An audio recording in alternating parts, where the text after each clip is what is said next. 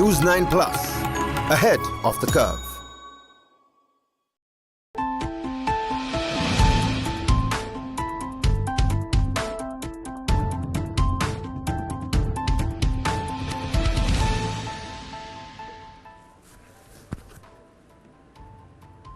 Hello and welcome. You are watching News 9 Live, and our top story at this hour.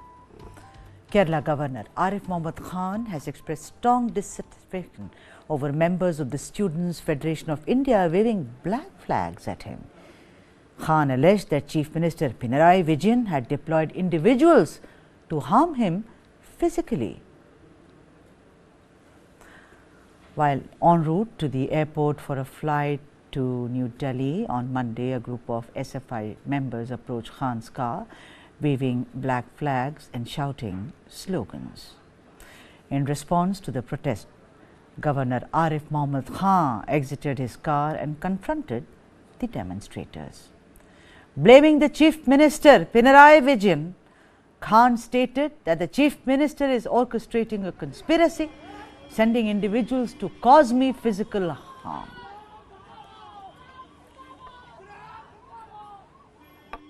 Police have been prevented from acting against these rowdies, criminals.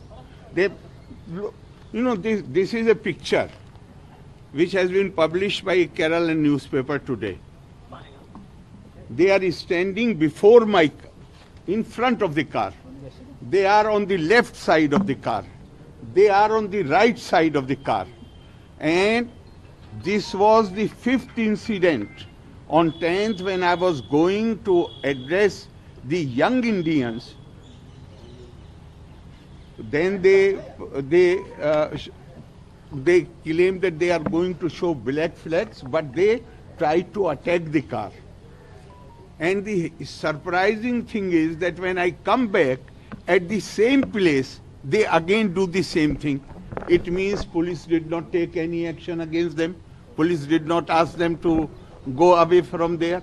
And yesterday, at 3 places, before the university, while going from Raj Bhavan to airport, before the university, then in front of the gate of the university. And in fact, in front of the gate of the university, my feeling was that glass pane has been broken. The rods on which they had the black flags, they were using those rods to hit the cars. And just now the pictures of the car are being taken and team has been called. If it were not a very high quality car, the glasses would have broken. There are so many scratches. It's a new car. So many scratches. Paint has been scratched.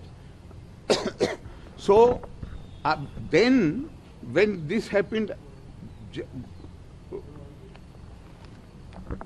before the gate of the university, and then this is the scene. When this is the scene, then shall I run over them? I ask my driver to run over them. They are standing in front of the car. How come police is allowing them? And another thing I tell you, they were transported into police vehicles or to all these places. When they were arrested, they were not taken by a bus. They were taken by the jeeps by which they were transported to these places. Who is the Home Minister? Who is the Home Minister? Chief Minister. Everything is being done under his direction. It is he who has hatched this conspiracy, and 3 days before these things have happened, he made a public statement. He said governor is provoking the student. He did not give the instance by what action I am provoking them. Students are not only, it is not only the SFI, there are so many student organizations. Has any other student organization or student protested? Moving on, the newly elected Rajasthan BJP MLAs shall meet today to decide the legislative party leader, putting an end to the speculation over the next chief minister.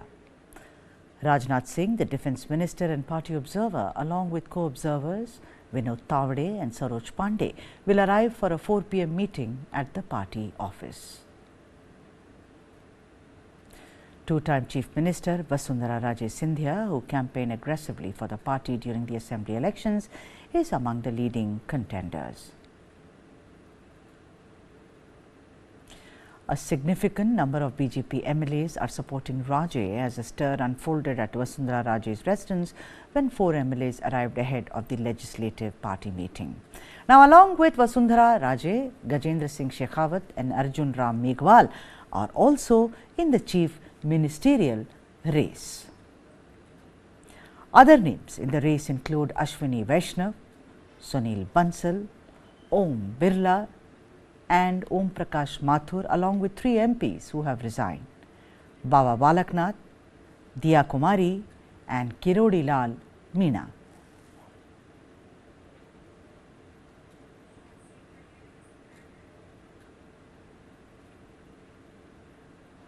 News from the south of India.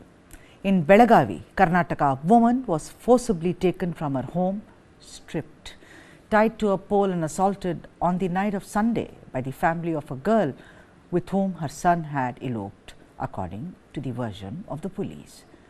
The police say that the woman's son had been in a relationship with the girl, prompting the girl's family to take such a horrendous action. The family forcibly dragged the boy's mother outside and assaulted her. Home Minister of Karnataka, G. Parameshwara, visited the woman's house and spoke about the incident as well. Unfortunate that it happened. One boy about 24 years old, now he fell in love with another girl from the same village, same community. They have ran away together. So in retaliation, the girl's parents went and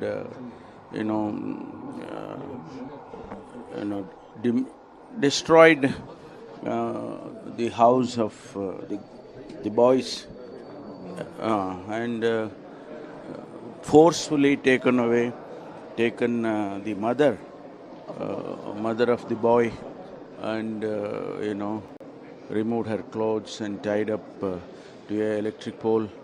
All this has happened. It's unfortunate. Immediately our police went and rescued. They have brought that lady to the hospital. We have registered a case. We have already arrested about 7 people. And further investigation is going on. We are also trying to find where this boy and the girl have ran away. So action will be taken? Yes, of course. The action has already been taken. They have been arrested. 7 people have been arrested. And, further investigation is on. And we will definitely do whatever necessary to book these people according to law. Meanwhile, Chief Minister of Karnataka Siddaramaiah also tweeted, and he said a woman was stripped naked, tied to a pole and assaulted in Belgaum is extremely inhuman. This has made the whole society dizzy, is what the Chief Minister tweeted. Our government will not tolerate such heinous acts for any reason. Meanwhile, this is what Bharat Shetty also said. Listen in. She was tied to the pole and she was tortured also. See, this shows the failure of the law and order in the state. So we are going to take up that topic also. So the law and order system has failed completely in the state.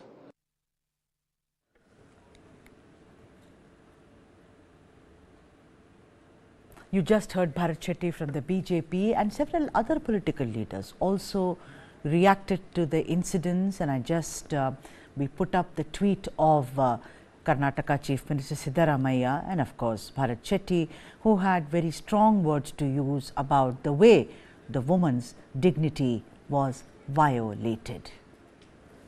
Let's move on. India's solar exploration takes a leap as the Indian Space Research Organization, or ISRO, reveals captivating images from its Aditya L1 mission.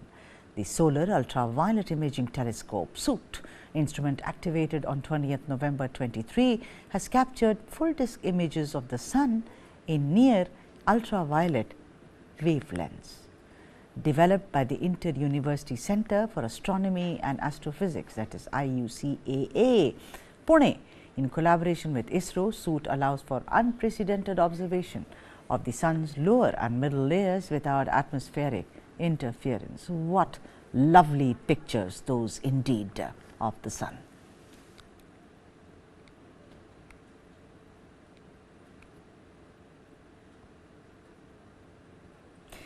It's happy birthday Talaivar, Pirandanal Varthukal, like we say in Tamil, to Rajinikanth the actor. The actor of course is currently busy filming for Talaivar 170 in Tirunelveli, but his devoted fans assembled in large numbers outside his Poise Garden home in Chennai to usher in his 73rd birthday on Tuesday.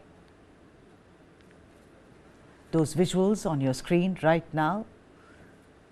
Rajinikanth has turned 73. MK Stalin there saying happy birthday to dear Chinese friend superstar Rajinikanth. MK Stalin, that is Chief Minister of Tamil Nadu, wishing Rajinikanth on his birthday. I want to entertain people, MK Stalin has written as the superstar by giving many hits with happiness and contentment. Police personnel and their barricades of course kept all the fans and rather the devotees of Rajinikanth at a safe distance. The sweltering sun did not seem to really bother the fans. I mean, that's an understatement. When we speak about Talaivar, it's only devotion, it's only celebrations. Look at those visuals there with placards and signs and posters. Beaming from the posters, their absentee god Talaivar Rajinikanth turns 73.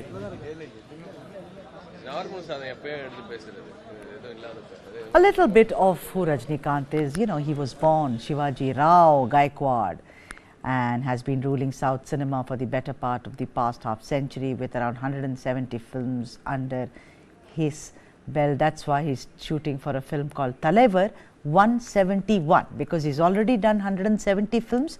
This is Talaivar 171. Known for his simplicity, the superstar comes out and faces his fans the way he actually looks in real life.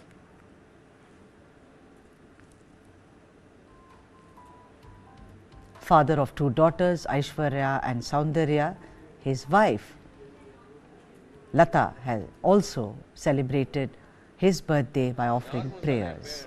Those are his fans on your screens right now.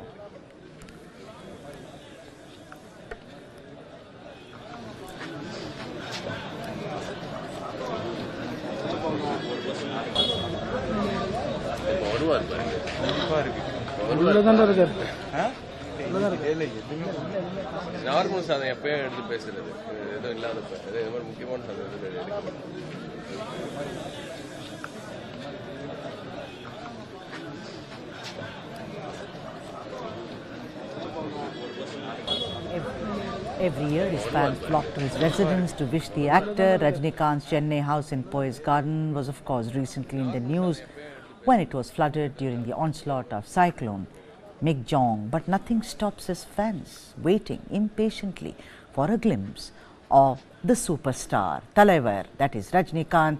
Very happy birthday, Pirandanal Varthukal from all of us here.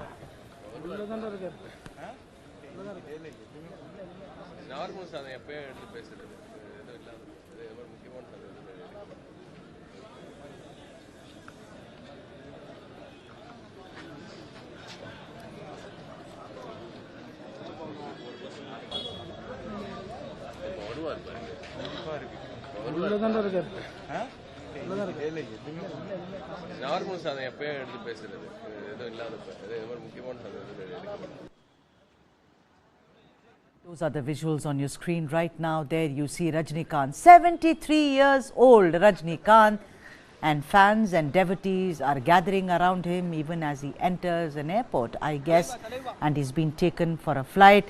A man who's known for his simplicity and also known for somebody who mingles very easily with the fans and devotees. There is nobody, I think, in the entire south of India who's not a fan of this man on your screens right now, simply dressed in a black t-shirt, carrying his own bag. Rajinikanth for you, ladies and gentlemen. 73 years old on this earth.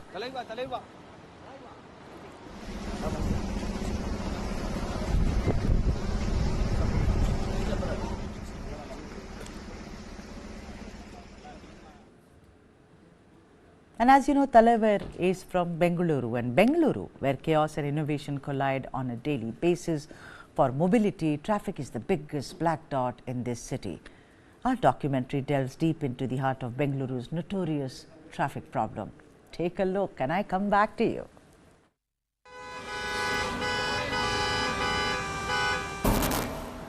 Bangalore traffic is an example of something that has gone wrong with our system.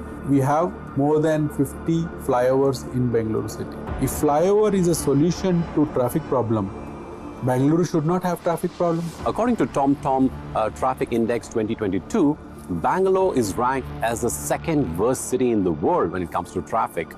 The speed limit at the ORR is 80 kilometers per hour, but our vehicle has only moved 10 kilometers per hour. What Bangalore needs is a surgery, but what we have been offered repeatedly are band-aids.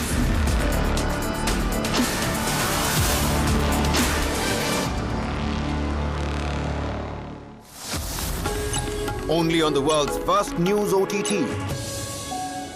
News 9 Plus, ahead of the curve.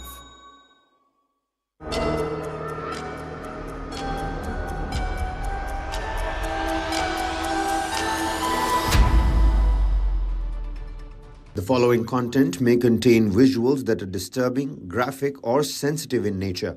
Viewer discretion is advised. This material is intended for mature audiences and may not be suitable for all viewers. Please exercise caution while watching, and if you find such content distressing, we recommend discontinuing viewing. This disclaimer is provided to ensure awareness and to prioritize viewer well-being. The war between Israel and Hamas has now entered its 67th day. Let's get you all the latest updates from the war front. Israel is ready to fight for months to defeat Hamas. The IDF is operating according to international law. That's according to Israeli Defense Minister Yoav Gallant. Troops encircling last Hamas strongholds in the north, according to Israel. Kamal Adwan Hospital in northern Gaza remains under siege, according to several reports. Joe Biden under scrutiny after bypassing the Congress to supply weapons to Israel. US reminds Israel to avoid civilian harm. White House concerned by reports that Israel military is using white phosphorus. More than 18,000 Palestinians have been killed so far in the war.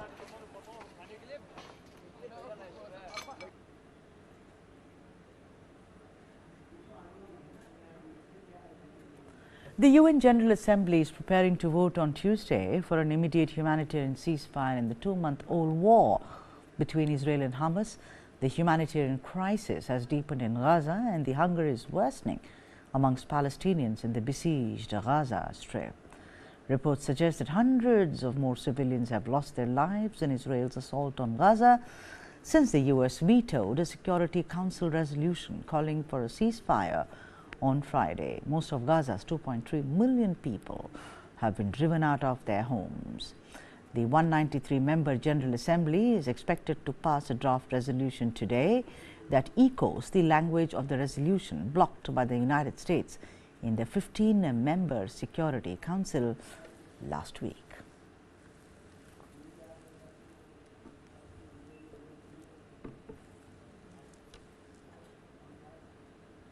A dozen representatives from the UN Security Council traveled to Egypt to inspect the Gaza border following Secretary General Antonio Guterres' recent caution about thousands facing starvation in the blockaded Palestinian enclave.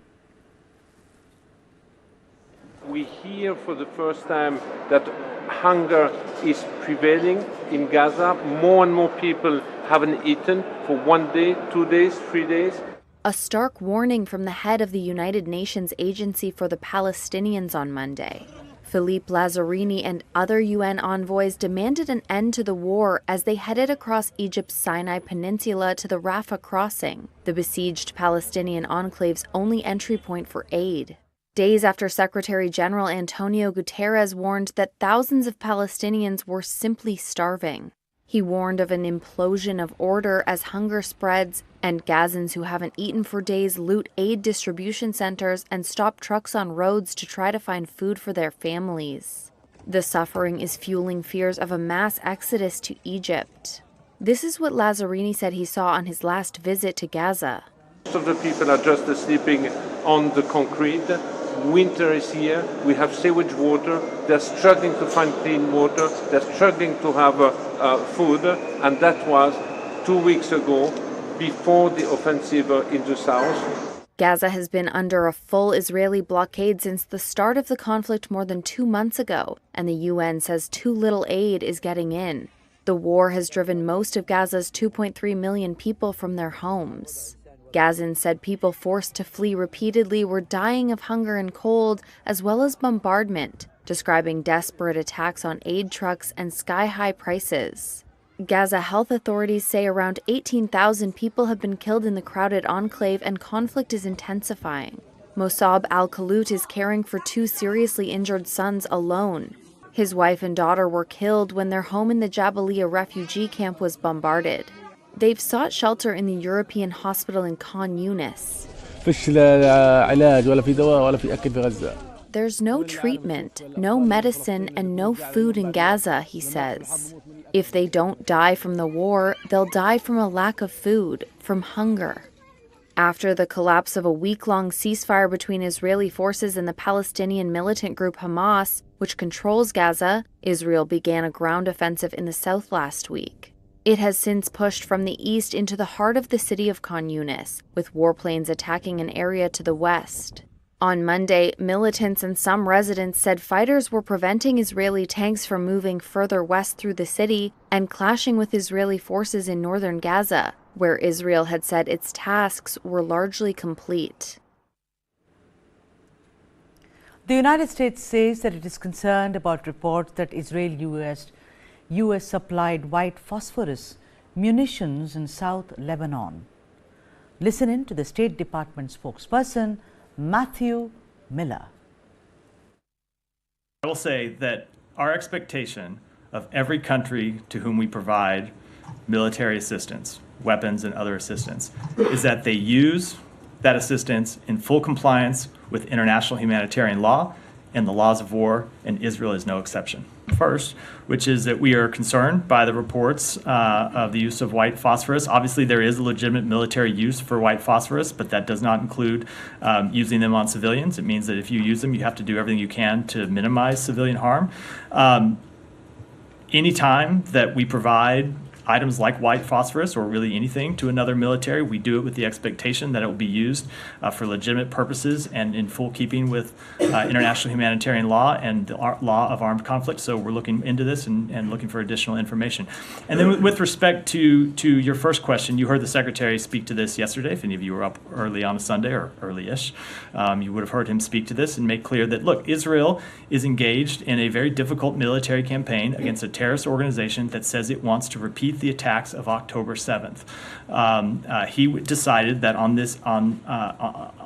with respect to this sale, this was a munition that they needed on an urgent basis, and so it necessitated an emergency authorization to provide those munitions. But that does not in any way lessen their obligation to act in full compliance with international humanitarian law. Those images we found those images deeply disturbing, and we are seeking more information both about the nature of the images and, of course, why they're public in the first place. U.S. President Joe Biden's administration faced criticism after revealing it bypassed a congressional review and supplied tank shells to Israel. The administration reportedly failed to conduct ongoing assessments of whether Israel might be involved in possible war crimes. On Saturday, the U.S. Defense Security Cooperation Agency published a declaration stating emergency powers had been invoked to supply nearly 14,000 tank rounds to Israel by passing the requirement to consult Congress under the Arms Export Control Act. According to a Washington Post report, the U.S. did not adhere to guidelines published by Biden earlier this year in February, which required all arms transfer to foreign governments to undergo continuous scrutiny of the recipient's record on the Geneva Conventions and other global norms for conducting warfare.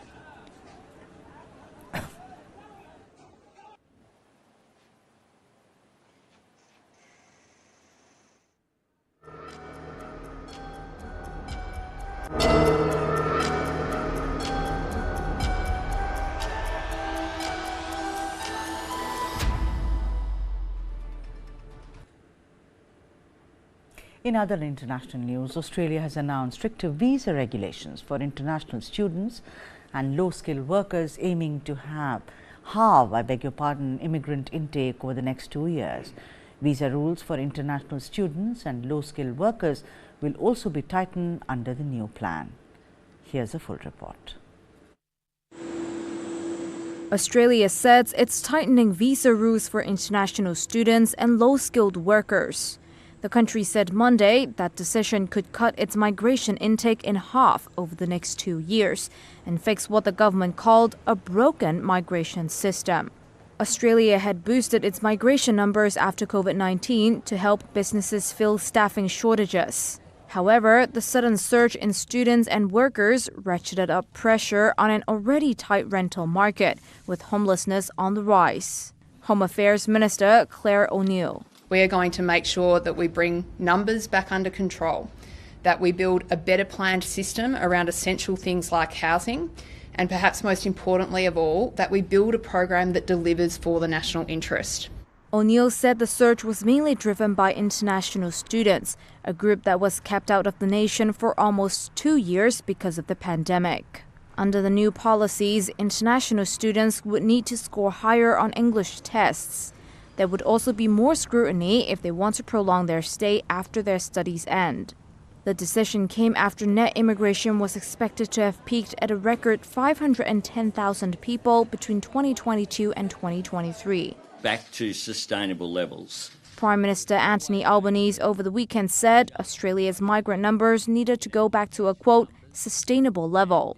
A recent survey for an Australian newspaper showed that almost 2/3 of voters said the country's migration intake was too high.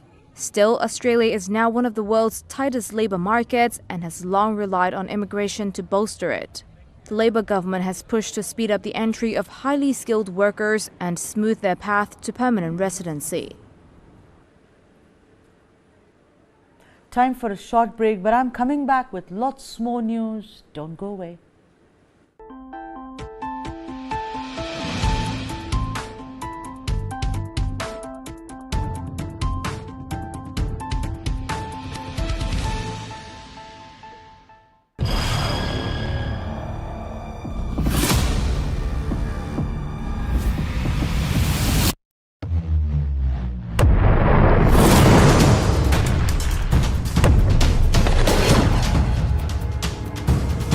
He thought he could outlast us.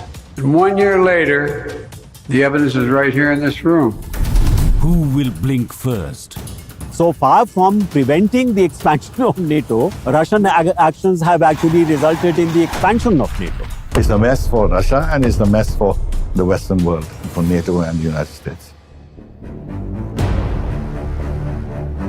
Putin is a dictator, and if he loses, that means the end of his regime, and probably of him personally. So he has to keep going. Year 2, no end in sight. Streaming now. Since the last 2 years, Khalistani terror groups are threatening Indian diplomats in Canada, US, UK, and Australia. Investigations of these threats led us to the first ever abduction and killing of an Indian diplomat, Ravindra Matre, in UK's Birmingham in 1984. Our months-long investigation finally led us to the murderer of Ravindra Matre, who has been hiding in Pakistan-occupied Kashmir for the last 40 years. Watch our exclusive documentary, Murder of an Indian Diplomat, where we reveal the man who killed Ravindra Matre.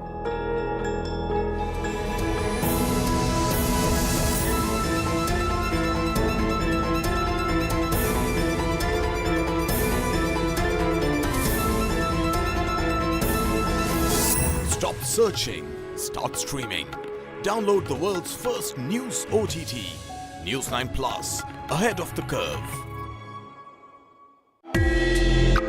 Currently, the industry is facing a lot of challenges as far as demand is concerned. Basically, the US markets has slowed down because of high inflation. So obviously, diamonds being a dream product, something which doesn't have a utility value or is seen as a luxury. So that obviously goes off your shopping list. That's the first item that will go off your shopping list, especially in recessionary trends. That lab-grown diamonds are not mined, and they do away with the entire mining. So they save up on all the environmental damage that is associated with mining, and of course, the mining cost, which is why they're even more affordable.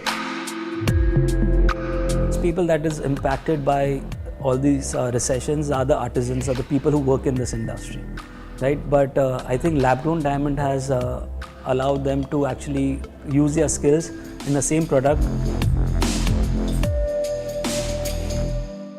This and more streaming on world's first news OTT, News 9 Plus. Download now.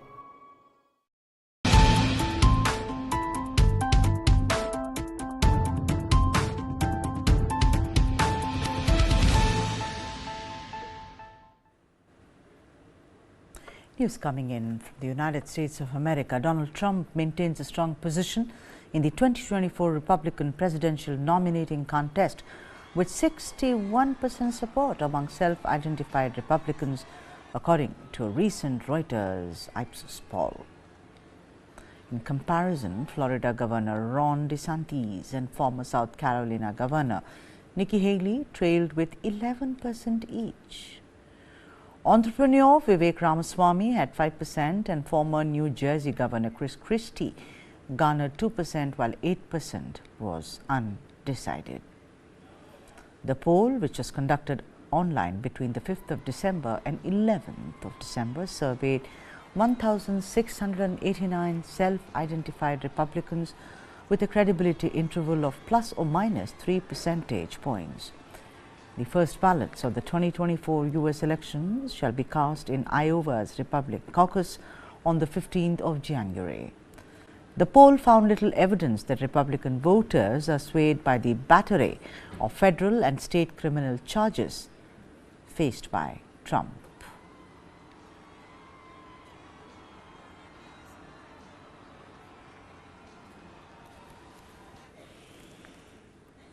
Special Counsel Jack Smith asked the United States Supreme Court on Monday to take up Donald Trump on his claim that he is immune from prosecution and won't face criminal charges related to his efforts to overturn the November 2020 elections.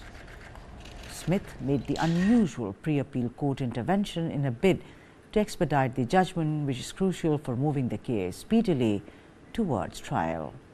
If the case doesn't go to trial and Trump is re-elected in 2024, he shall certainly seek self-pardon for the federal crimes. However, Trump argues that the charges are politically motivated, a claim that legal experts suggest could be employed to delay the trial and enable him to campaign freely.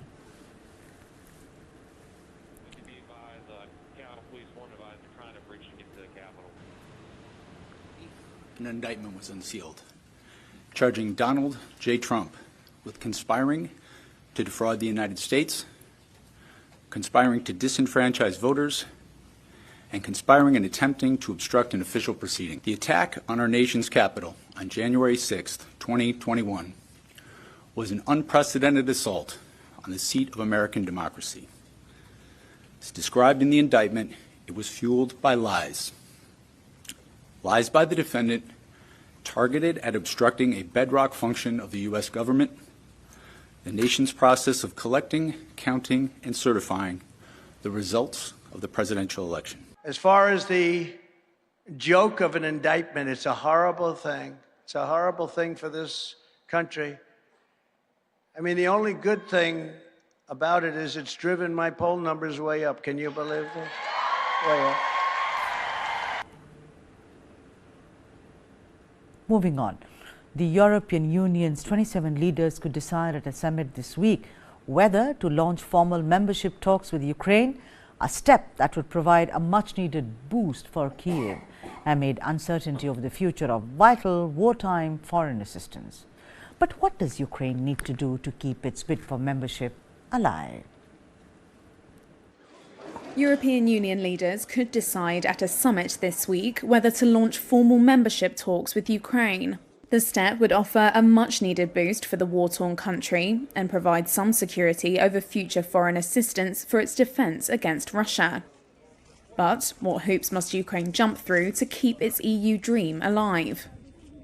Brussels offered Kyiv candidate status 4 months after Moscow's February 2022 invasion, prompting an immediate rush by Ukrainian authorities to reform priority areas identified by the European Commission. I want to tell you how impressed we are by the reforms you've made in the midst of a war. The Commission reported last month that Ukraine had fulfilled 4 of its 7 recommendations. Most requests were aimed at shoring up the rule of law and include hiring anti-corruption officials, preparing the judiciary for a major overhaul, and aligning media legislation with EU standards. The Commission, which suggested the remaining 3 conditions be met before talks were formally launched, said it would assess Ukraine's progress again next March. By last Friday, lawmakers had passed legislation to meet virtually everyone. But accomplishing short-term requirements is just one part of the bid.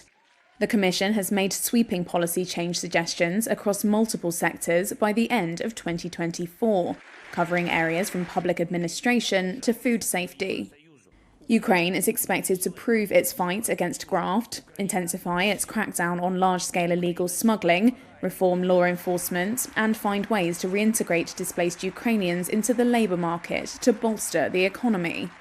There are a number of more granular measures too, like improving the country's state statistics collection and getting its intellectual property rights rules in line with those of the EU. Political challenges lie ahead too. Despite the Commission's support, any decision requires the unanimous backing of EU leaders, and not everyone is keen on Ukraine joining. Hungary has emerged as the bloc's top critic of Kyiv's membership bid. European officials say another summit might be needed early next year if leader Viktor Orban continues to resist talks and additional financial support for Ukraine. Some also say that Kyiv's window to push ahead with more reforms may be narrow. An expert from the New Europe Centre think tank in Kyiv says the Western Balkans' protracted membership process shows accession is not always merit-based and equally dependent on intra-bloc politics. And one European diplomat in Kyiv, who spoke on condition of anonymity, said it will be crucial for Ukraine to demonstrate steady progress to avoid flagging enthusiasm within the EU. Essentially, the stars need to align on multiple fronts for Ukraine to get a true chance at being the bloc's 28th member. Russian President Vladimir Putin addressed Russian soldiers who served in Ukraine last Friday. He highlighted the progress of the country's military industry. The army performs in Ukraine more and more competently. It's obvious. Military industry is gaining traction. We've started producing several times more. I know that we still don't have enough of everything, but they are running out. When you don't have foundation of your own, no ideology, no industry, no money, they have nothing of their own. Then there is no future. But we do have one. Russian opposition politician Alexei Navalny has been removed from the penal colony where he had been imprisoned since the middle of last year, and his current whereabouts remains unknown. Russian opposition politician Alexei Navalny has been removed from the penal colony where he had been imprisoned since last year, his allies said on Monday. They say his current whereabouts are unknown. They refused to say where he was transferred, Navalny's spokesperson posted on social media after speaking with staff at the IK6 facility east of Moscow. Aides have been preparing for his expected transfer to a, quote, special regime colony, the harshest grade in Russia's prison system, after he was sentenced in August to an additional 19 years in prison on top of the more than a decade he was already serving. There was no immediate comment from the Kremlin. His disappearance comes at the start of the campaign period for a presidential election in which Vladimir Putin confirmed he would run for another 6-year term. With the Kremlin in full control of state media and able to decide who can and cannot run, the Navalny camp says this is not a real election. Hours after the election announcement last Thursday, the opposition camp posted photos on social media of giant blue billboards it had placed in major cities. Under an innocent-looking greeting of Russia Happy New Year were QR codes leading to Navalny's Not Putin website. But the impact was brief as authorities took down the billboards and blocked access to the site. Russian authorities view Navalny and his supporters as extremists, with links to Western intelligence agencies intent on trying to destabilize Russia. Navalny is by far the best-known figure in Russia's opposition. For years, he has branded Putin and the ruling elite as a gang of crooks and thieves, lampooning them in slick videos watched millions of times on YouTube. Myanmar's Rohingyas face a wave of hostility and rejection in Indonesia, where regional communities say they are fed up of a spike in the numbers of boats carrying the persecuted ethnic minority to their shores. More than 1,500 Rohingya Muslims have landed in Indonesia since November, data from the United Nations Refugee Agency shows, including at least 300 arriving last weekend. Arrivals tend to spike between November and April when the seas are calmer, with Rohingya taking boats to neighboring Thailand and Muslim-majority Indonesia and Malaysia. Rohingya refugees are facing a wave of hostility and rejection in Indonesia, like this protest on the island of Sabang in Aceh province. People in Aceh were for years sympathetic to the persecuted minority from Myanmar, who turned up on dilapidated boats. But there's been a spike in arrivals and a backlash. Protesters last week tore down tents and threatened to push boats back into the sea, according to images shown on local television. Babar Baluch, an Asia spokesperson for the UN Refugee Agency, said UNHCR was alarmed by the reports. Local resident Ella Septia accuses the Rohingya of causing trouble. Aceh has many poor people, she says. Why should we take care of thousands of Rohingya? For years, Rohingya have left Buddhist-majority Myanmar, where they are generally seen as interlopers, denied citizenship and subjected to abuse. Mohammed Hassim arrived in mid-November after 14 days at sea. He says he fled dangerous conditions in Bangladesh's Cox's Bazar refugee camp, only to meet hostility in Aceh. We were intimidated, he says, and had to come here. So we have to put up with whatever the Indonesian administration and the public do to us. Our future is in their hands. Hazara Hatun also left Bangladesh. I'm afraid that we'll be forced to leave Aceh. I left all my family there, and I don't know where else to go. More than 1,200 Rohingya have landed in Indonesia since November, UNHCR data shows. At least 300 more arrived last weekend, some of whom local media said were moved to the office of the provincial governor, after the community in Aceh's Besar district rejected them. A spokesperson for the Aceh government did not immediately respond to a request for comment. Indonesian President Joko Widodo said his country would take firm action against human traffickers, whom he blamed for the surge in arrivals. He promised to work with international organizations to offer temporary shelter.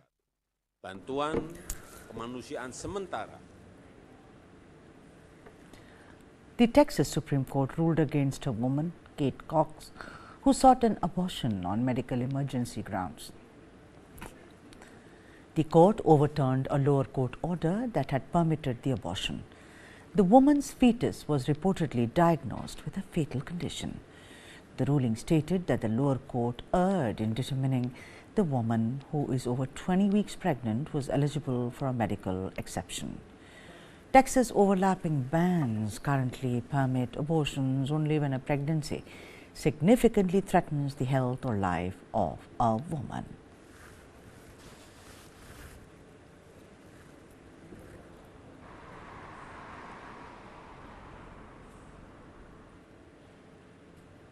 Moving on, the draft language of a potential climate deal at the United Nations COP28 summit in Dubai suggests a range of options to reduce greenhouse gas emissions, but omits the phase out of fossil fuels many delegations are demanding, including the US and the European Union. The draft language of a United Nations deal on climate change unfolding at a summit in Dubai does not include language to phase out the use of fossil fuels. Language that is being demanded by over 100 countries, including some top oil and gas producers such as the United States, as well as the European Union's delegation. The summit, known as COP28, has been running for 2 weeks, and the impasse has set up a difficult final round of negotiations. Sources familiar with the talks have told Reuters that the UAE, which is hosting the event, has come under pressure from Saudi Arabia, the de facto leader of OPEC, to drop any mention of ditching fossil fuels. It's left some delegates distraught. This was Canada's Climate Minister Stephen Guilbeault. I understand, we're the fourth largest oil and gas producer. We get it. It's complicated. It's unnerving. It creates uncertainty in parts of our country. But it's not a reason not to do it and not to tackle this problem. And even if we bury our heads in the sand, it's still going to happen. Some young activists used hot air to push the conference to act. These balloons spell the word Yalla outside the venue, meaning let's go in Arabic. A Saudi government spokesperson did not respond to a request for comment. Although the language doesn't include ending fossil fuels as is, it does include other options, such as reducing the use of fossil fuels to achieve carbon neutrality around the year 2050, and ramping up technologies that capture carbon emissions to keep it out of the atmosphere. Representatives from some Pacific island countries, which are already suffering from rising sea levels, such as Samoa and the Marshall Islands, said the weaker language, if it's adopted, is a death warrant. That's all we have in this bulletin. For all the news and analysis, make this your destination, News 9 Live. Thank you for watching.